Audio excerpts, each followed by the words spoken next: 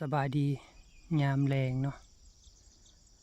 สบายดียามแรงตะเวนกำลังตกดินเนาะมื้อนี้เราจะมาเบิ่งตัวมิมเนาะเราจะมาตัวมิมตัวเพิ่งโกนเนาะมี2 หาง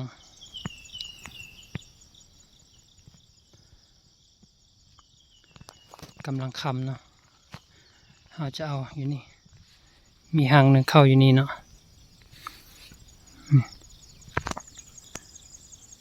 จับอยู่นอกนี่แต่บ่ฮู้ว่าอยู่เข้าไปในก็ยังมีบ่เฮาบ่ได้เอาขวานมาเนาะบ่ได้เอาขวานเอาอันนั้นเครื่องมาถ้าว่ามันอยู่นอกเนี่ยจับได้แต่ถ้ามันเข้าไปในไม้นี่คือสิเอาบ่ได้แล้วไม้น่าจะโกนอยู่ในเนาะแต่ว่ามันจับเต็มอยู่นอกแล้วก็อีกบ่อนนึงเนาะบ่อนนึงอยู่ลุ่มอีกหางนึงอยู่ลุ่มเนาะอยู่ลุ่มมันเข้าดินเนาะอยู่ลุ่มจะน่าลงไปเบิ่งนำกันอีกหางนึงอยู่นี่เนาะเมื่อกี้มา2-3 รอบแล้วซอกหูมันบ่เห็นคิดว่าอยู่นี่บ่นี่เคลียร์ไปเคลียร์มาอยู่นี่เนาะ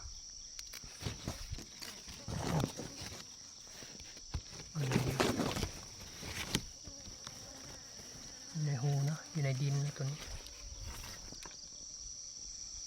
โอเคเราจะเอาหางนี่ก่อนเนาะเอาอยู่นี่ก่อนแล้วก็จักหน่อยจะไปเอาอยู่อันมันจับอยู่ไม้เนาะ